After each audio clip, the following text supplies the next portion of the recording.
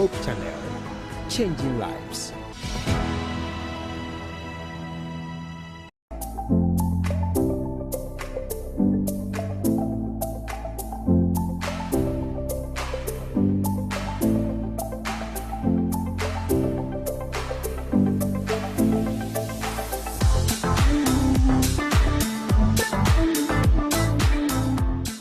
Good evening and welcome to an exciting episode of Real Talk here at the studios of Hope TV Ghana. My name is Evie, the host for the show, and today I have a very interesting conversation for us to discuss right here on the table of Real Talk.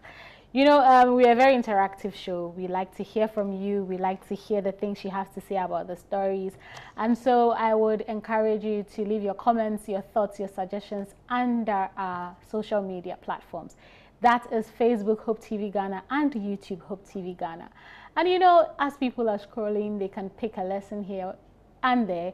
And even as the conversation goes on, when there's time, I will take some of your comments and read them. Friends, family, these are people that are closest to us. We love them, they love us, hopefully. Today we have a story on our table that is going to look at that subject matter. As usual, I do not do this by myself. I can't possibly do this by myself. And so we find you amazing people to have the conversation, the real conversation, people that are ready to have the talk. Again, it's always a pleasure coming into your homes every Wednesday to bring you Real Talk. Let me go straight ahead and introduce my guests to you. So to my immediate right, I have Jael Godfred Akwashi, who is a student. Jael, how are you doing? Fine, thank you. How's your week been? Oh, stressful, but I mean, we are managing. Right. What are you studying in school, Jael? I'm a law student. You're a law student. Yes, That's good. That's stressful. Isn't it stressful? Very stressful. You're always reading article Yes. 1, 2, 3, 4, 5. But then well done. Thank you. Okay, so next to Jael, I have Ernestina Ferguson Hooper, who is a teacher. Ernestina, how are you doing? I'm doing well. How are your students? We are managing them. What class do you teach? I want to have an idea. JHS. Oh, you're teaching the young adults, Yes. like teens. Yes. Are they not stressing you out? We are managing The them. They are Gen- really stressed. The Gen Zs that have come. Yes. How are you dealing with And them? this time that we are not even killing them. The thing is becoming more stressful. Oh my goodness. Yes. I do not envy your job. You're doing a good job. It's good to have you on the show. Nice to meet you too.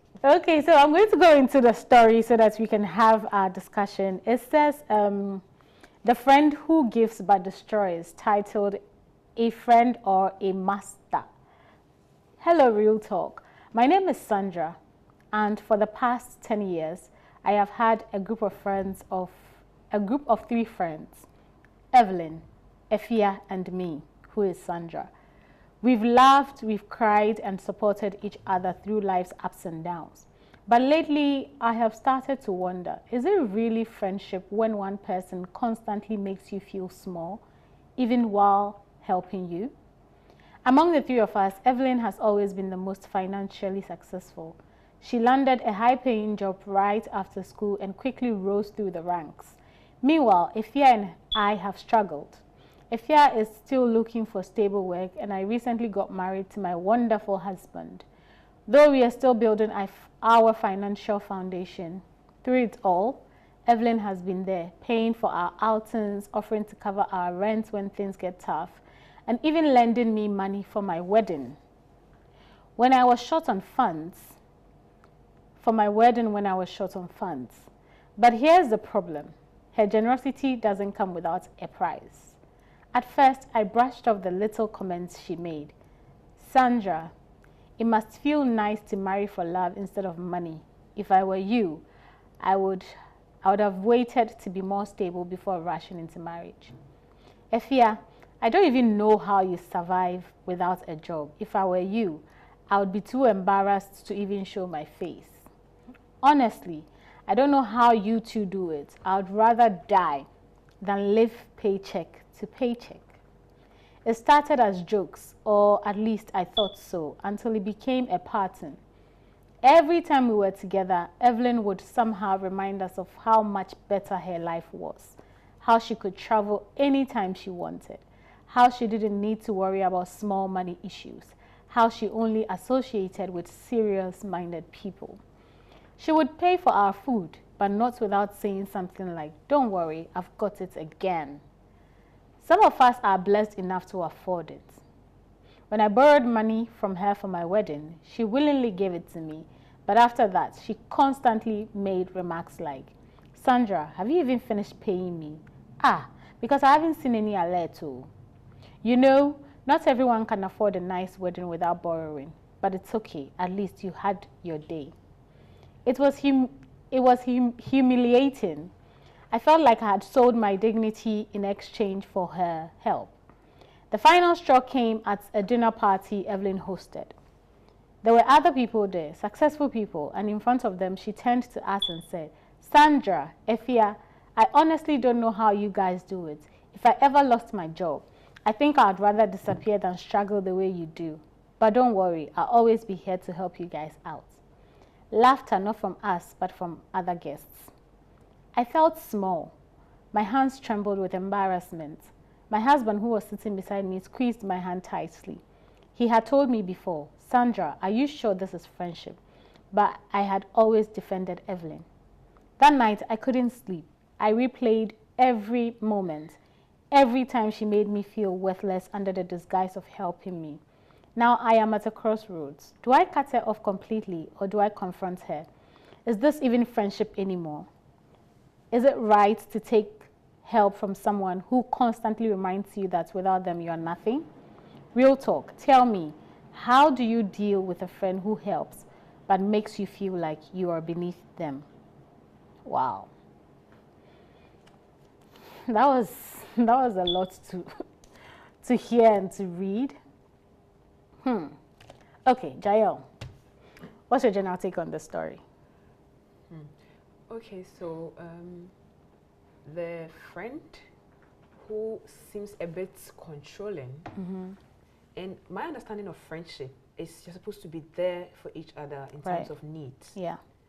There's no way in life that when you extend your hands to even help a stranger, you should make someone else get to know, not to talk of a friend. So I don't know, I'm questioning the friendship in the first place. Absolutely. Ernestina, what's going through your mind right now? I'm just putting myself in her shoes. Yeah. How I would feel if it was me. Yeah. Because I would feel so low about myself. I feel like I'm worthless. I can't do anything. Yes, and so if something like that, if it should happen to me, I don't think we can continue the friendship again, because I would, every day you are going to make me feel embarrassed. Yeah. Yes, so that is how I feel. It's very, very humiliating to keep hearing every time she says, "How are you guys doing it? Hey, if I were you." Hey.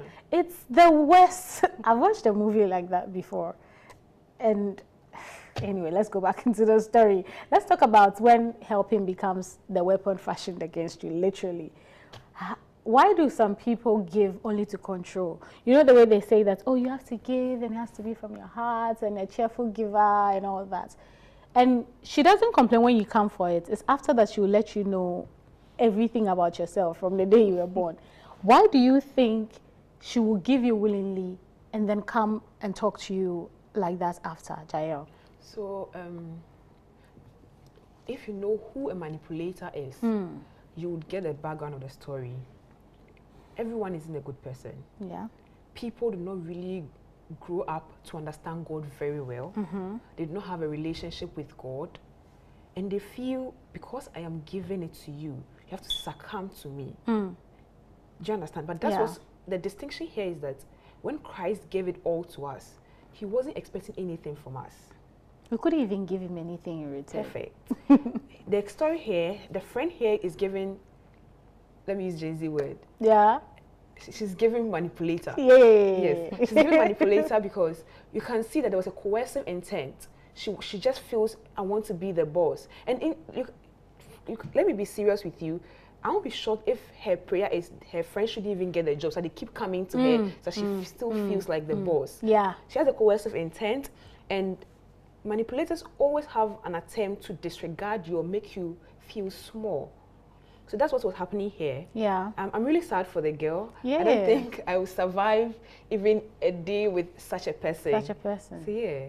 I just wonder how Sandra and Efia do it whenever they go out with her, you know, and then the bill comes and she's like, I'll take care of it again. And then she say, I don't know how you guys do it. How can you marry for love? And I mean, and this is supposed to be your friend. We'll even go into borrowing money for weddings. That's like a different conversation on its own. But Ernestina, how can you tell the difference between true kindness and somebody who is just giving you to manipulate you?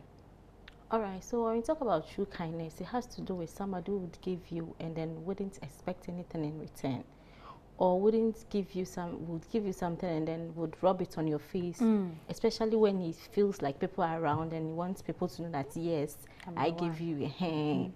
But then when it comes to the other side, people like that, they always want people to see them, know that, yes, me, I always give people, I am a generous person.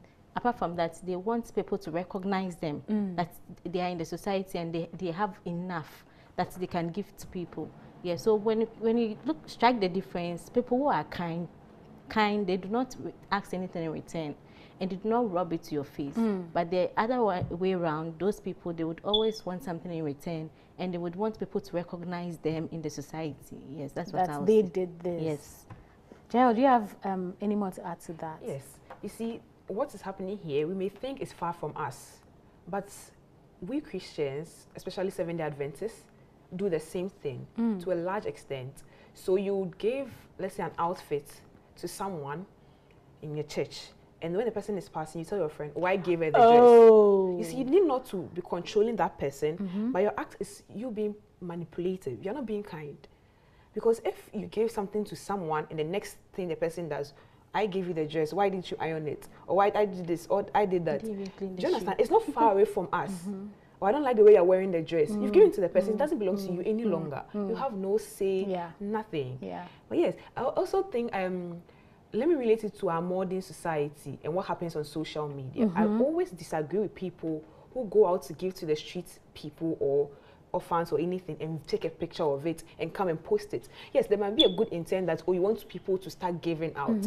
But then, again, it's more like a breach to the Bible. If you believe in the Bible, there's no way you give out and want other persons to know. Because the whole purpose of giving is because your master has given you to be able to stretch your hands. It doesn't belong to you. Yeah. So yeah, I don't think this particular story is far from us. We might think it's, oh, I mean, I can't do, I will never be controlling. But little things. One way or the other. You're doing exactly the same thing she's doing. I completely agree, because even the dress example that she gave, you may not even necessarily say, you'll be like, hey, when I used to wear it, you used to, you know, you just pass a comment that would just indicate that it was for yes. Or, hey, it looks like you are big for the dress. So me, when I used to wear it, this waist used to go in small. You just do things that will show that it is for you. And even with the social media example, all the time on the street, then they'll be in the car and they'll show their hand passing the food to their children, and they'll video, and the children will be saying thank you, and then they'll post it and say,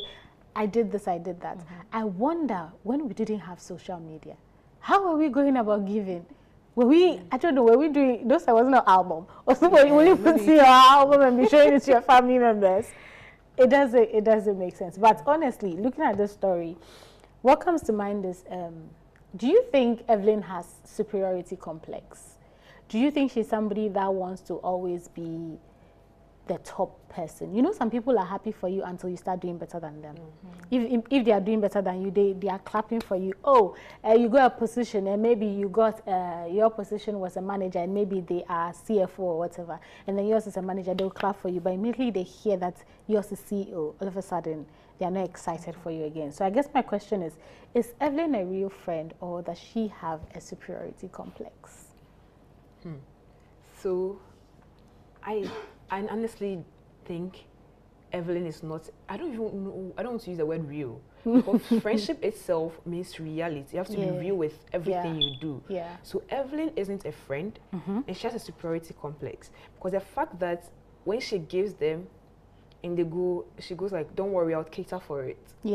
She always wants to be the one who is providing, not because she feels the sense of giving, but because she always wants to be the boss amongst them. Because it feels good to be the better person in the room. But then again, it is not from God. This feeling is not from God. We are humans. It's okay to feel that, Yeah. oh, I want to be the boss, I want to be this and that. But anytime this feeling comes to you, pray. Because yes, as I said earlier, God did not give you whatever you have because of yourself only. He knows what the situation is going to be. Yes. You don't know when tables will turn. Yes. Something may happen that you may lose your job and you may need the help of your friends. So even if you have inherent superior nature, compromise. But here you can see that Sandra is superior and there's no way she'd want to... Evelyn, sorry. Sandra is a writer. Evelyn is superior and there's no way she would love to change. And I don't think she even wants the betterment for her friends. No. Because then they'll stop coming to her and then she can't be saying whatever she wants to say. Right. Her reporters will end. Yes. Ernestina, what do you think? Do you think, first of all, is she even a real friend to her two friends? And does she have superiority complex? Yeah, I think she has. She has superiority complex.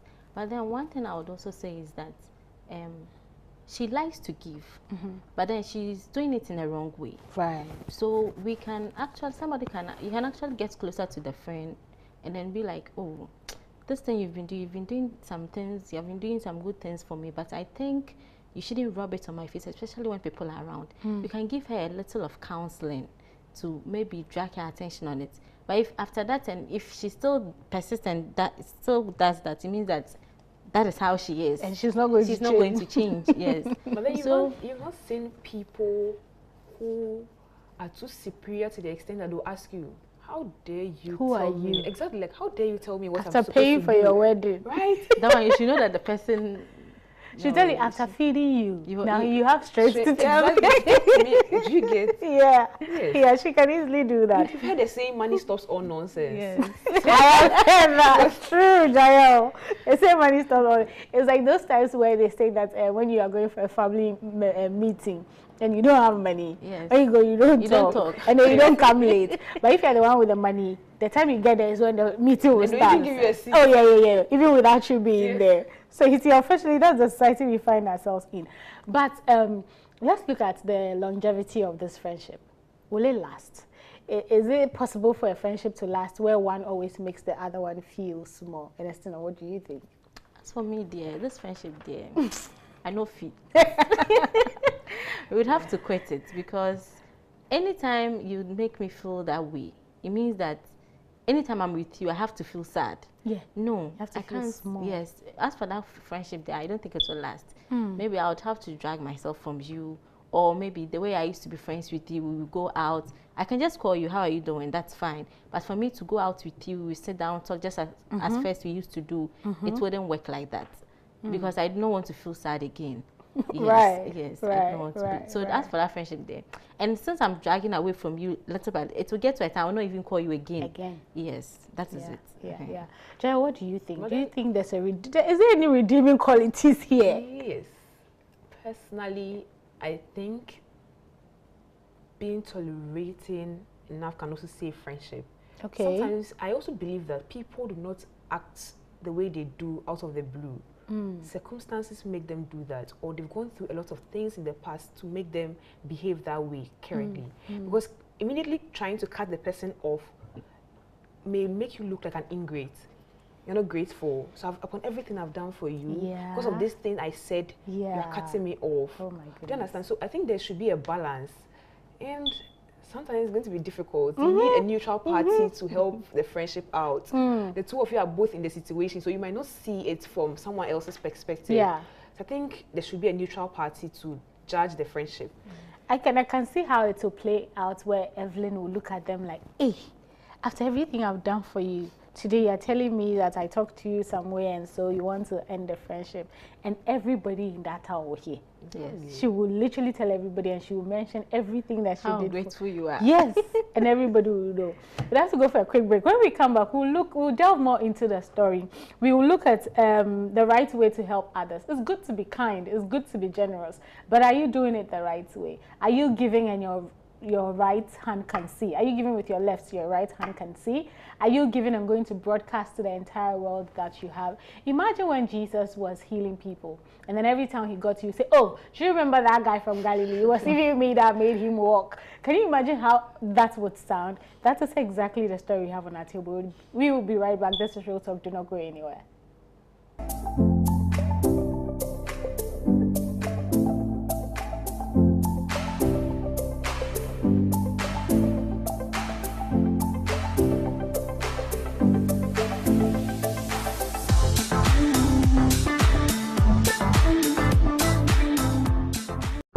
Jesus started with prayer. And he ended with prayer. Prayer is not a monologue. It's actually a conversation with a creator God. And that's how we serve you. So we invite you to join us on Let's Pray, a service where you don't pray alone, here On Hope TV Ghana. Let's Pray, a place where you don't pray alone. Showing Tuesdays at 6 p.m. only on Hope Channel Ghana, your preferred Christian TV station.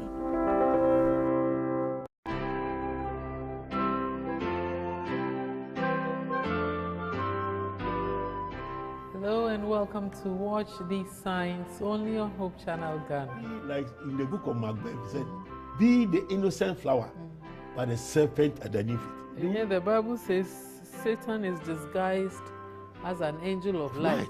So we hear, oh, Jesus, Jesus. So you think that because they are mentioning Jesus, You might think that is Jesus. that is, you found Christianity. You are in the den of Satan. Because of what is happening in the world today, the wildfire of occultism that is spreading. That is why reigns of ministers are becoming very, very, very controversial, and yet people are using it. The source is not from the Bible. Besides that, this show Bible discussion is not just for people who profess Christianity, but for all of us.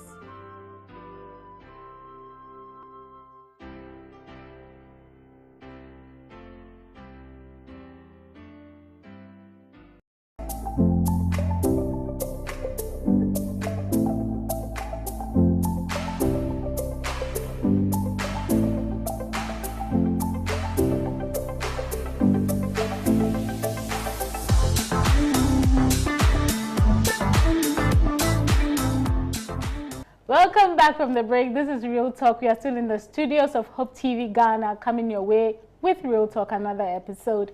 And today I've been having this conversation with Jael and Ernestina. This story is very interesting.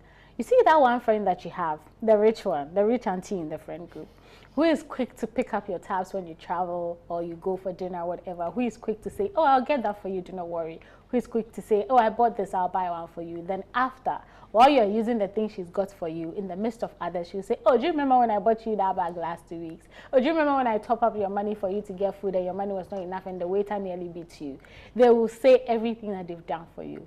Those types of friends, how do you deal with them? That's the story we are having in the studio today. Sandra has sent in her story. She's very sad because her friend Evelyn has taken things too far when it comes to her friendship with her and then another friend, Ifya.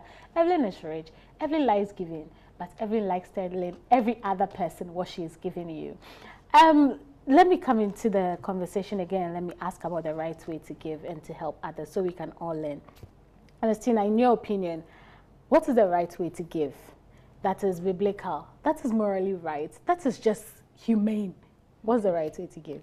So personally, I think that if you want to give, you shouldn't let others know that, oh, you shouldn't even let people see that you are giving it to the person. It should be something private. Oh, so I meet you and then I give it to you. I shouldn't announce it for people to know that, yes, I gave you this, I did this for you. And then you shouldn't be like, I've given you this is how you are supposed to do it. You direct the person, no. The dress, you cannot be wearing it 2 times in a week, no.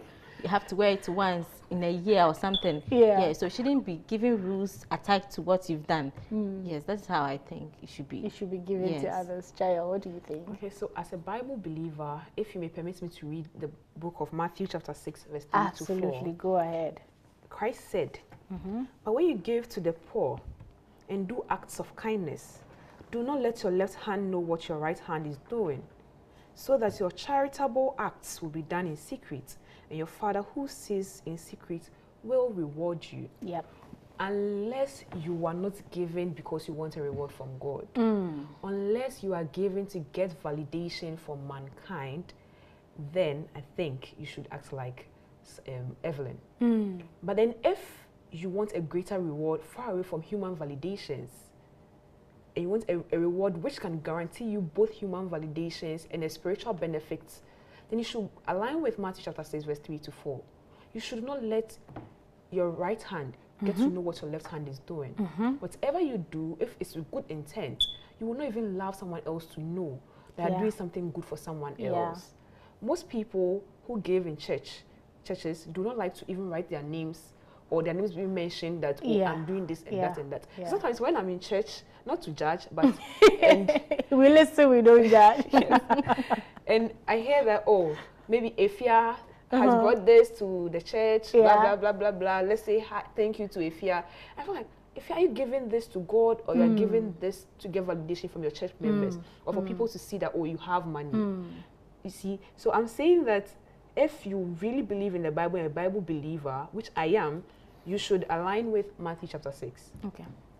I completely agree. And I think even in instances where, you see, again, is the intention behind it. Like this example you've clearly given of somebody giving to the church, and they come in front of the church and they mention whether we clap. I don't know if it is to encourage others to give. I don't know if it is for us to pray for the person. I don't know, but it's just, it's a little weird, isn't it? But you can still give without a name when we pray for you to come to you. God does that, you brought that. And even pastor's office is there. Exactly. You can go and say, oh, pastor, pray for me. I'm putting this in place for something that I'm expecting. But then I feel like it's become a norm. It's very normalized in our society to give, and everybody will know, oh, I see Messi, and I'll put on in some, 5,000 Ghana cedi, and they are with your name and your last name and even your children's name. I also think that these things also began where our safe haven, which is the church, started treating people based on what they do for the church. Absolutely, it's not a lie. So if you do not give to the church, recognition is not going to be given to you. Sometimes to a large extent that you not even be given opportunity to mount the pulpit to preach, or even mention hymns. So I want to do that. So that I want to feel belonged. So what do you have? Let me also start giving, and do you understand? So that I also feel belonged. I want to be amongst the people. Yeah. So I think the church should start. Charity begins at home, and our home is the church. So we should start from there. We should stop all this attitude, and it may help society. Yeah. So somebody will listen to this story and then ask, hey, so if I'm struggling, we are 3 friends, if I'm struggling, can I come to Ernestina? Can I come to Jael? Like, is it even okay to accept help in this situation? You know, people will see you and go like, oh, you're struggling, and you have friends who are rich and they are not helping you, and you are asking, do I ask them? Can we ask for help now? Is my question, Ernestina. As humans, we would need help one way or the other. True. But one thing I would say is that before you ask someone for help, you need to study the person and know the kind of person you are going to first, before you even approach the person. And if you study the person, maybe for the first time, the person does that to you, he rub it on your face for people to know that, yeah, she gave it to you. You don't have to go there again. You need to advise yourself. And then try to stay within your means, because if you try to stay within your means, you wouldn't have to go for external help from someone. Right. Yes. See, sometimes you want to be like we are, your softness, like soft life. Meanwhile, your money too doesn't. Your money is not soft. Yes. Your money is hard. And so when it comes to that, and then when you realize that all your friends have those things, you manage to go to somebody for the person to help you. Yes, but if we are able to stay within our means, we would even appreciate the little that we have and know how to manage it very well, so that we didn't even go to someone for help. Yes. I think Ernestina raises a great point on contentment. Jael, then the same question to you as, should we keep asking for help? Is there an issue of contentment? Why do some people keep asking? Or is it just, it's reality? You need help one way or the other and you would ask. How do you navigate that situation? So if you've heard the saying of mankind is not an island. It means you cannot live in isolation. Yep. No matter how wealthy you are, you may one day need the help of someone else. But then again, I think when you need help desperately, God is the giver of everything. So yeah, you should pray and ask God for directions so far as you believe. Because my kind of friends I have right now, I'll boldly say it's God that chose the friends for me. Because when I was going to university for the first time, I don't want to belong to a kind of group. I don't want those people that want like men lifestyle, they want to be just following big men, girls. exactly those big girls' life, or people who don't take life itself seriously or don't take God seriously. So I prayed about it, and miraculously, how my friends came together to be friends, you think it was a miracle. I see it as a miracle because it was the school administration that made us sit together. And that one teacher called me and said, I want this person to be your friend. Really? Do you understand? And then when they give wholeheartedly, there's no way my friend will even lend you money and ask in return. Because they feel you'll do it for me one day. Yeah. So why should I even ask for it? So I think prayer does it all. But you may also say, someone may ask, what if I really need it? I don't care what people say. I really need the money. Whatever you say is onto you. So then it's a two-way thing. In as much as, yes, I'll say you can ask for help. Do not use the help you grant to others to rub their faces. Yeah. I think that's the solution I can give now. Yeah.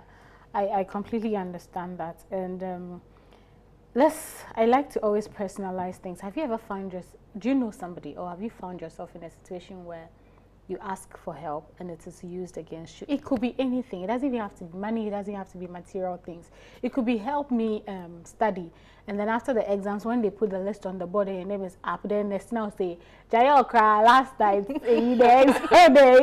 She said she didn't understand this. I explained it to her. And I said, have you come across that? You work with children. Have you come across a situation where you can tell that this is an example of Evelyn's behavior in this child, or personally, however you like to address it? Just recently, during the Valentine, the kids in my class, there was someone who brought me chocolates. Okay. Like they normally like to give. So there is this boy in the class that he likes to give me. But when he gives me pay, I start thinking about it because the boy will start telling people that I gave auntie this. So if he should see me eating it, hey, it's me that I gave this to auntie. Like, right. So we would want people to know that I gave you this. And then anytime it's an occasion during vacation or like the Valentine, he would love to give. So when I'm taking his turn, I just think about, hey, this boy, you're going to see that I gave this auntie.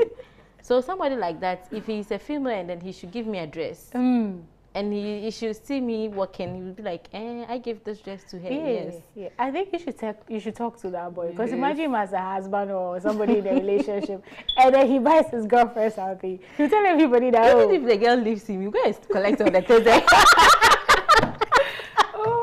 That's true. Yes. He can do that. Pack all the things from the room that I bought it for you. He can do that. I think when this show is out, you should show it to him and tell him that this behavior is not cool. He shouldn't do that. Jayo, any experiences you'd like to share? I've experienced some way back, I think in SHS or GHS, I can't recall.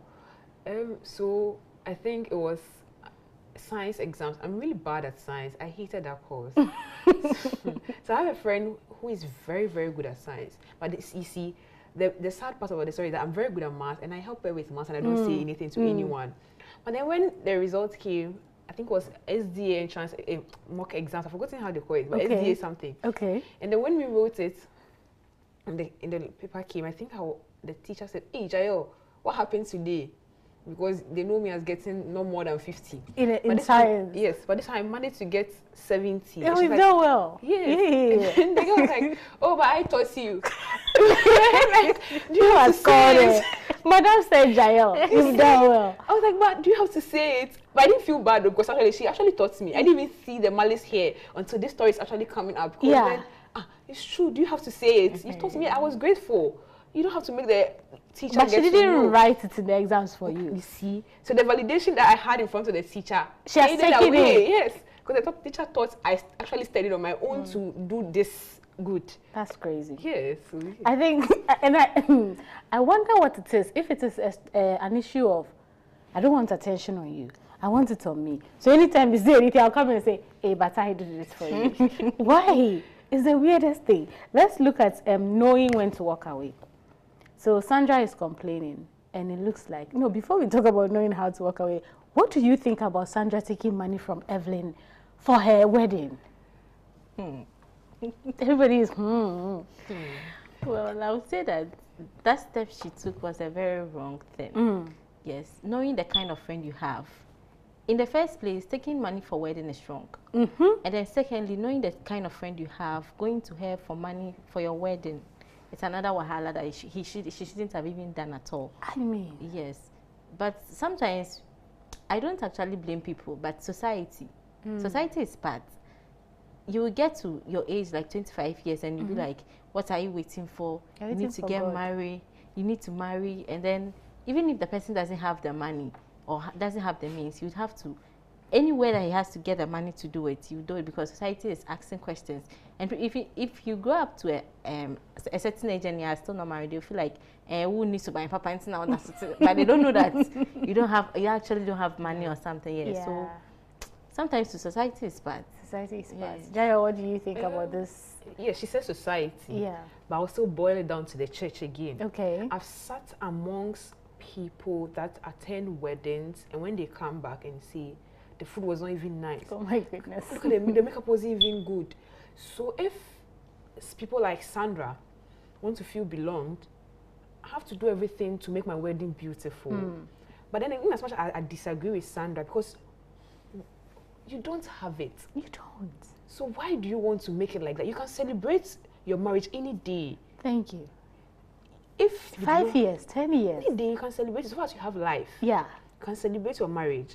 So if you just do court wedding, you sign with your family, you're done. God knows you guys are married. Exactly. It's not what the people see out there that will make you look like you are married. Right. So if as time goes on, you get your money, you want to celebrate with friends, then you can do that. Nobody will judge you. It's really going to be a very nice thing that this person, after years of her marriage, she's celebrating. Oh, wow, like those things. And also, I also read somewhere 2 days ago that God in the Garden of Eden created everything before he brought mankind. So if you are not ready financially to create a family or to even host an event, I don't think you should enter into marriage in the first place. Unless you are willing to have something small, then you can move on life with it. But if you're not willing, do not enter into marriage in the first place. Yeah. Make it in life. I agree. And I think it is the weirdest thing that is a trend now. I am married, and I won't lie to you, getting your certificate or AMA is very cheap. Trust me. Getting your court's wedding is very cheap. It's not expensive. My time, how much was it? It wasn't even up to 200 Ghana cedi. That's how cheap it is to marry. They've done it so that everybody can get married. What is expensive is the celebration. The marriage itself, where it is certified, is not expensive. The party is what is expensive. And with regards to the traditional marriage, it's all dependent on you and your family. If you know the list, you sit down with your dad, structure it, this and this. I remember when my father gave me my list, he said, okay, so this is the general list. Look through and pick what you guys can afford, and then let me know. There are certain important things that they will require that you get, but it's not a do or die affair like we have made it look, and so social media has made it look. If you have the means, you can have your party. Down there, nobody is fighting. You can go ahead and have your party. If you do not have the means, signing is not expensive. I am telling you this for a fact. It is not expensive. It is cheap. AMA, you pay something small, you sign your certificate, they'll let you read your vows. I do. You take it, you go to your house. That is all. So you don't need the whole. This actor, Majid, was it Majid Michel? You know, he said when he met his wife, they didn't have anything. So they did. It was years later that they had a grand thing at some park B, and she was wearing a white gown, and she was saying that when they got married, she didn't even wear a gown. So you do not need to go and have the big thing. I think in this case, Sandra allowed society and not being content with what. That's why your husband will be there and Evelyn can say, hey, Sandra, so your wedding that is so embarrassing. How would the husband feel? You went to borrow money to do party for somebody else to come and eat. Enjoy. Because my wedding I didn't eat. So if I was doing it for people, they've all eaten, they've gone home. Me, I didn't eat. You see when you think about it, you are doing it for society. They don't even give you gifts. And some people say, oh, when I do, they'll come and give me a gift, then I'll use it to take my, like that'll be my money, that's how I'll make some profit. If you put your mind on what people give you so that you get money, forget it. If you can't afford, don't go and take a loan, hoping that they'll give you gifts and you use it to pay your loan. Loan officer will come and carry you out from your house. But then, I think, are we getting the point also that how was Sandra's behavior? Is she someone that was trying to please people? Maybe she actually carried herself like someone that has. So then she needed anything possible to make her wedding luxurious for people to know that, to prove whatever she's putting out there. Yeah. Because I don't think if you've made the world know that you don't really have, you're now trying to make ends meet, they won't even expect so much from you. And wedding is so intimate. Wedding is so intimate that you don't need the world to know how you got married. It doesn't even make sense. Wedding is so intimate. I was telling, for my wedding, I told them that 125 from me, 125 from the man. Even now, and it was a large list for me, but you know, parents, African parents, they can sit on your neck and tell you that it's not possible and things like that. But you can make your wedding as small as you want it to be and forget society and all the drama. Do you know the people that are in debt after having huge weddings? I don't know why we do that to ourselves. Now let's talk about walking away. When is the time to walk away? Do you think, and Estina, do you think it is time for Sandra and Efia to tell Evelyn, you know what, thank you for everything you've done, but this is okay, we are going. Do you think it's time to walk away? As I said earlier, they can tell her or speak to her about what she does. If she agrees and then she starts to change, fine, you can still be with her. Okay. But for the fact that she doesn't even agree with you, for her to even change her mind there, if you continue with her, I think they should walk away. But they shouldn't make her feel so bad. Yes. Because at the end, she will tell you that you are ungrateful. After all, that's what ungrateful should say. But just as I said, you can't be, just aspect how you used to be friends with her. You can minimize a bit that you're going out with her. If you don't have money, don't go out with her. If the bill comes, you need to split with her and then at least pay a little or something. If you don't have money, stay in your house, take your coke and drink. That's all. That's all. Yes. I don't know why we don't do that. Like, why are you going out so you don't have just money? get some popcorn and then you drink it in the house. Me always say that if you come here, oh, Evie, let's hang out, and I look at my bank account and I see that when I go, it's only Fanta I can drink. I'll stay at home. Why would I go? Besides, dressing and picking Uber cry is extra cost. Jael, do you think it's time for them to walk away? Yes. If I were to be Sandra, I'll prioritize my mental health. You see, you made a statement earlier. If you keep listening to how other people will feel for choosing yourself first, you end up not choosing yourself at all. At all. And so at the end, at the long run, it's going to harm your own mental health. So for her mental health's sake, she should walk away, but then she shouldn't ghost her friend. Walking away is, like the scenario you gave is when Evelyn says, oh, let's go out. I'll just tell Evelyn, oh, I don't think I'll be able to make it. I'm busy. Let's do this. Oh, I don't think I'll be able to make it. I'm busy. She can't force you. She can't come to your house and drag you out. But then if you cut ties with her completely, that's when you're ghosting her. That's when she's saying you're ungrateful will actually validate all the points because you actually are. Yes. So I think you should just prioritize your mental health and find some excuses to give. So gradually, she'll even stop asking you that let's go out. Because you are always busy, you're always busy. And you can also even tell her in the form of a joke. You said I should look for a job, so I'm looking for a job, so I can't go. I mean. Then she'll say, come, I'll pay. And you say, oh, I don't think so, it's okay. It's I'm okay. grateful. Thank you for your kindness. Like that. But do you think they're afraid to work because maybe if they say, you know what, we don't want to be friends, everyone will say, in fact, give me all the money. I've given you your wedding, give me back the money. Oh, she can't say. And that can be do the you think reason it's fear? Yeah, is it fear that is holding them in this friendship? But that's very sad. Yeah. That's very And sad. I think it's because they always, anytime they go to Evelyn, they get the money.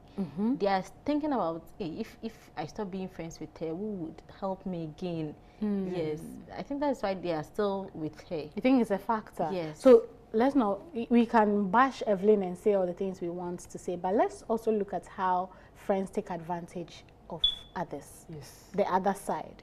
You know that, oh, this is your friend, she has. You know how sometimes you go out with friends and because you offer to pay the bill, anytime the bill comes, everybody is busy, they are looking at their bank because somebody is going to pay. All of a sudden, they can't see that their bill is on the table.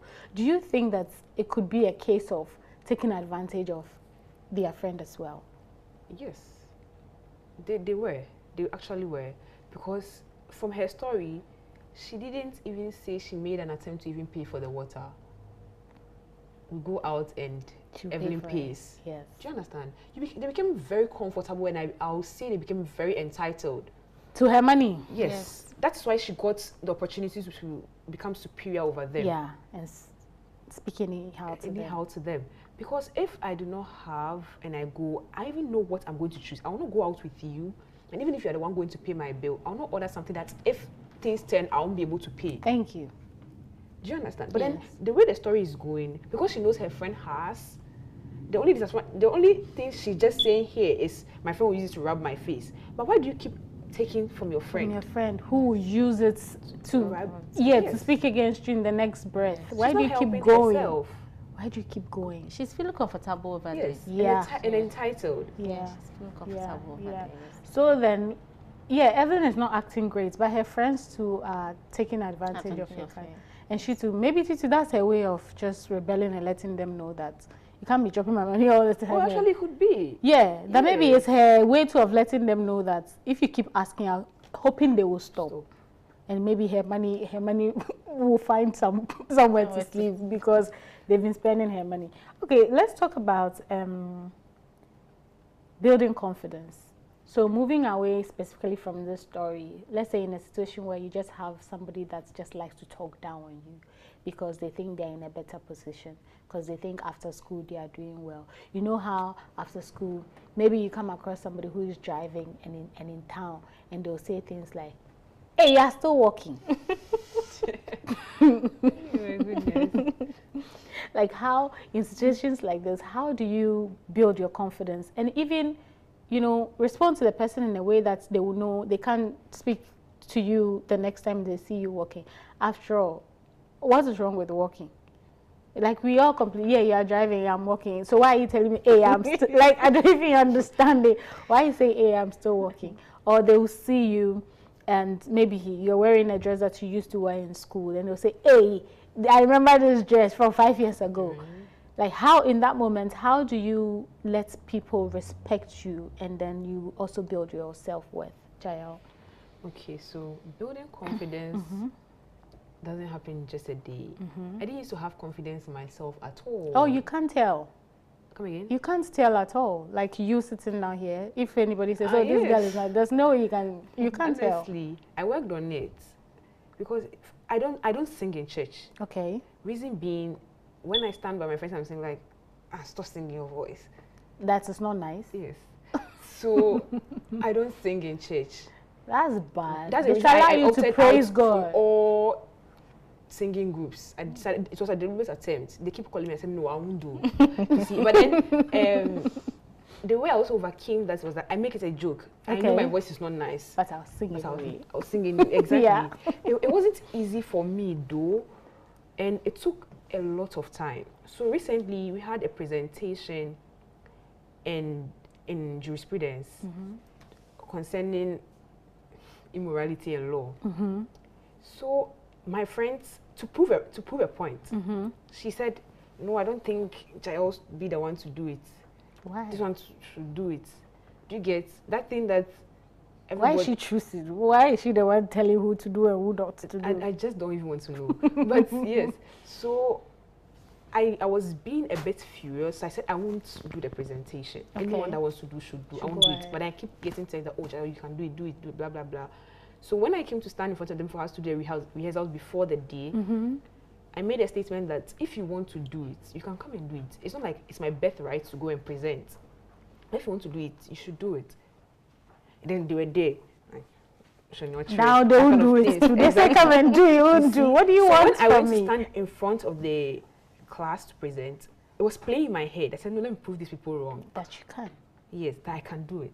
So I placed my all. And miraculously now, the lecturer said I'm the best presenter in the class. Now nobody can take it away from you. Nobody can ever say Jayo cannot present anymore. Yes. So I'm saying that it's self-awareness. You should be aware of who you are. You shouldn't be embarrassed of your flaws or your weaknesses. Everyone has weaknesses. Yeah. Mine might differ from yours. Yeah. So you shouldn't be embarrassed about it. And also, what I also used to tell myself is that when I'm going to do a crowd presentation, I was engaged in politics just before the elections. I was the team president, so I used to stand in the crowd and talk. I say, I'm the one going to say this thing. So I am better than the people sitting there. They do not know what I'm coming to offer. It's me. I'm coming to teach you. So I raised myself in the high esteem. Okay. And feel better of myself. So when I'm doing something, I know I'm the better one in the room. But when you start seeing that, no, someone is better off than me. I can't do it too. There's a doctor in the room. I can't do it too. There's a lawyer in the room. I can't do this in the room. Then you start feeling, you are killing your own confidence. Yeah. Mostly we kill our own confidence before even others do that. So yeah, I think you should be self-aware. And it's gradual. You get there. Yeah, small. Yes, small. Ernestina, do you agree with Jayo when she says building confidence and even what she had to do when she was going to give the presentation and she prepared all of them to show them that she can do it? Like, how do you build confidence and how do you let friends know that, no, you cannot talk to me like that? How do you get that self-respect? Okay, so I would say that you'd have to build on your achievements and your strengths. Okay. You need to have a record of what you can do, and then what you didn't do well. You speak to yourself, say positive things to yourself. Yes, I got this, I can do this. And then you'd have to also surround yourself with people who are always positive, who always speak good to you. That's not Tina, you can do this. Tina, you can do this, don't worry. But then if you have friends like, well, you live there, what do you know? Like Evelyn, right? So you need to surround yourself with good friends. You need to know your achievements and then things you can do. And then you must always face things that are hard so that you can work on yourself. Right. Yes, that's what I would say. Okay, I'm going to take your final words, advice for Sandra and Efia, and then also speak to the Evelyns out there, like how they can be better friends. And the fact that they are giving and always talking about it doesn't make them good friends. So I'll start with you, Jayo. Your advice to the two friends who are at the mercy of Evelyn, and then your advice to Evelyn herself. So my advice to Sandra and Efia, anyone in the same situation should learn to be very content with what you have. When you're content with what you have, you would not even borrow, because the Bible is even against borrowing. True. So yes, if you're content with what you have, you will be, all these things will not happen to you. And to Evelyn, we beg you. Actions like this drain people mentally. You don't want to be the cause of someone emotionally being down. So please, if you're an Evelyn out there, check yourself, pray about your attitude, and God will help you out. Yeah. Oh, okay, thank you. Ernestina. I would say that if you are Efia and then Sandra, anytime you go out with your friends, make sure you have something little in your bank account, or you have something little on you, even though somebody has offered to do that. But if it becomes a norm that this person will pay for me, it looks like you're taking the person for granted. Like because the person is nice, you always want to take the person for granted. At least, even if the person would stop you, try and then pay something, even if it's a bottle of water. Pay it, or you can even offer to pay for the bus you took or the car you took to the place. Contribute something. Yes, don't be the one always benefiting from. Let somebody also tell you that thank you. You shouldn't always be receiving the thank you. Yes. And then to the Evelyns too, sometimes maybe you haven't recognized that is who you are. We should also listen to people when they approach us about how we feel, how we are, and then work on ourselves and become a better person. Thank you so much, ladies. I think you've done an amazing job at discussing the story. So I had with me Jael Godfrey Akwashi and Ernestina Ferguson Hooper. Today, the people I had in the studio, they have very beautiful names. Thank you guys so much for coming. You're welcome. And I hope to see you another time. Yes. When I call you, come, no? Yes, you You come. Thank you so much You're for coming, welcome. guys. So you've heard it all. I mean, the only verse that comes to mind with this story has to do with Proverbs 11:25, where it says, a generous giver will prosper, and he who refreshes will be refreshed. I think that friendship is all about support and not control. And when you are giving, give with love. I don't think it is loving to tell people that you've given something to, that, oh, remember when I did this for you, remember when I bought food for you. I mean, if strangers are doing it for people on the street, how much more, what is the extra thing you've done if you do it for a friend?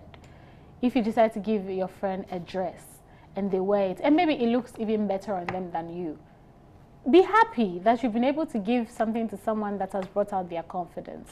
Let's stop the backhand compliments and the little jabs here and there when we give to friends. Let's be supportive friends, because this world is a very, very strange place. Things can turn around in a second and it will shock you. So just be there for people out of the goodness of your heart. And if they reciprocate, great. If they don't, you know that you did it from the goodness of your heart. And even God will bless you. After all, he blesses the cheerful giver. For Sandra and Efia, I think you should talk to your friend, have a conversation with her, and let her know how she's hurt you guys deeply. If she loves you, maybe she'll reflect on her actions. If she doesn't, it's time to just take a step back. And also, I think you should stop asking for the extra favors that you keep asking her. Because like our lady said, you should be content with what you have. If you're living in contentment, you even think of the extras. If it is kinky and one fish that you have, what is your business looking at the person that has fried eggs, sardines, and after all, cholesterol, their cholesterol can go high. Concentrate on what you have. Be content with it and live your life.